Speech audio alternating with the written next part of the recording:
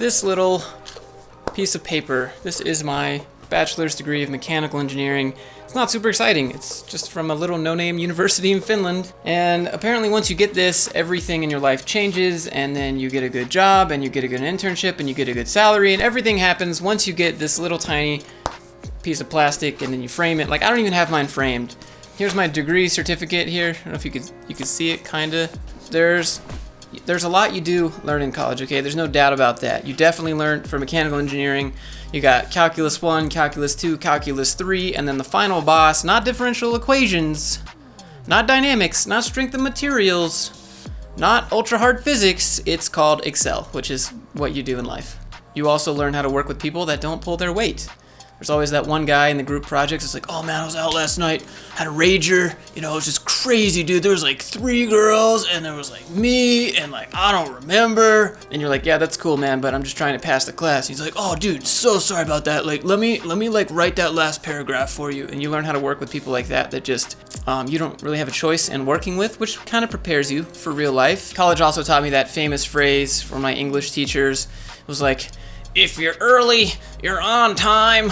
And if you're on time, you're late. And if you're late, you're fired, okay? And it's like, but you're allowed to be late, right? Well, I'm the teacher, so I could be late. Oh, all right. I kind of want to talk about what you don't learn in college. I hear a lot of people talking about like their intense, oh, my math class is Tuesday and Thursday, and it's super hard. And like, I just got a couple classes, and man, it's intense. And I just have news for you out there. If you think Tuesdays and Thursdays or Monday, Wednesday, Friday classes are really hard, it's really not going to be that hard compared to the 40-hour or 80-hour weeks that you'll be working. It's actually pretty easy, so you should enjoy the time while you have like Monday, Wednesday, Friday, like you have one class that's 2 hours, and you come home and play video games and then do your homework, and somehow you can't even manage to do your homework because you're just it's so lax. Like, you have all this free time, but somehow you still never have any time to do your homework or study. One other thing, we pay for college with money that we don't have. This is known as student loans. What a lot of people don't know is that student loans follow you for life, forever. You cannot get rid of them unless you work like a government or public service job, which they offer. And if you work there and put your years in, 10, 15, 20 years, depending on what it is, they'll forgive the rest of your loans. So you just pay for those years, the amount that you owe every month. At the end of those 10 years of service, they'll just wipe the rest and you don't have to pay anymore. You could have $10 million, $15 million of real estate, and then you could declare bankruptcy, and that would clear all of that money, right? Like, you declare bankruptcy, okay, those student loans stay. Bankruptcy does not get rid of student loans no matter what. When you're out there and you're 18 and you sign up for college and you're like, oh, $6,000 tuition every semester. Okay, well, you got 2 semesters a year, assuming you don't go to summer. So we got 6 times 4 years, that's 8 semesters. So 6 times 8 is $48,000. And that's assuming you don't have to retake any classes. That's not covering your books. That's not covering your fees. That's just like straight up tuition. But when you look at it from a semester point and you're 18 and you're just excited about going to college to get that party life and see all those hot chicks and have all those ragers or whatever, you're not thinking about it. But if you're out there and you're going to college or you're considering taking out student loans, just be very careful that you're doing something or headed somewhere where you know that you're going to be able to pay those back. Another thing that college doesn't teach you is that if you open your own business, you can't get a loan for a mortgage for 2 years. I know this because I opened a business and it hasn't been open for 2 years. So I asked my bank, hey, if I want to, can I get a loan if I want to start the real estate path? And they're like, no bank is going to give you a loan unless your business has been in business and it's been profitable for 2 years straight.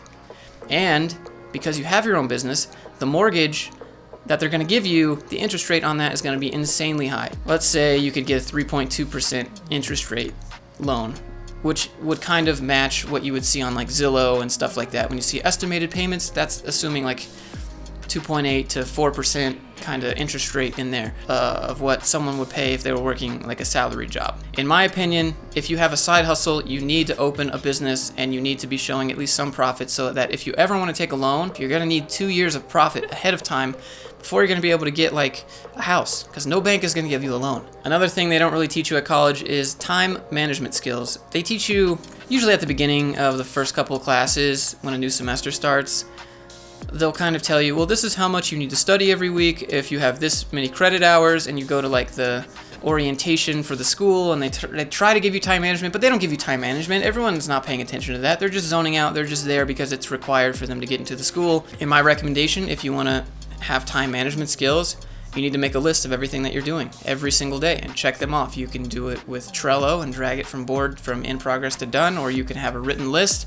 I use Evernote and Notion. You could do the Pomodoro technique. That's 3 25-minute working sprints, and in between those 3 25-minute working sprints, you take a 5-minute break, and then after the 4th 25-minute working sprint, you take a 15-minute break, and then you rinse repeat. And it'd be my recommendation that you try to set a number of Pomodoros to hit every single day. The next thing college doesn't really tell you about: if you master your craft, you'll always have a job. Maybe, if there's a market demand for that, if you get really good at one thing and you have 10 years of this niche thing, unless there's a market demand for it or you can figure out a way to monetize it, that's not very good. I'm generalist over specialist because of job security for that reason. College doesn't really talk about job security at all whatsoever. They don't talk about the soft skills that you need for job security. They teach you, you major in something just so that you have a direction to go into. That doesn't mean that you should just keep doing that one thing forever and ever and ever. You should always be building some side skills. College doesn't really tell you about sales and negotiation.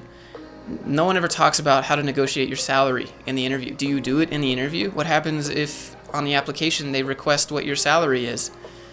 Are you going to give away the goods right then and there? I wouldn't. I would probably put, it depends on what I'm doing and who I'm working with. The number's not super important as long as I enjoy what I'm doing.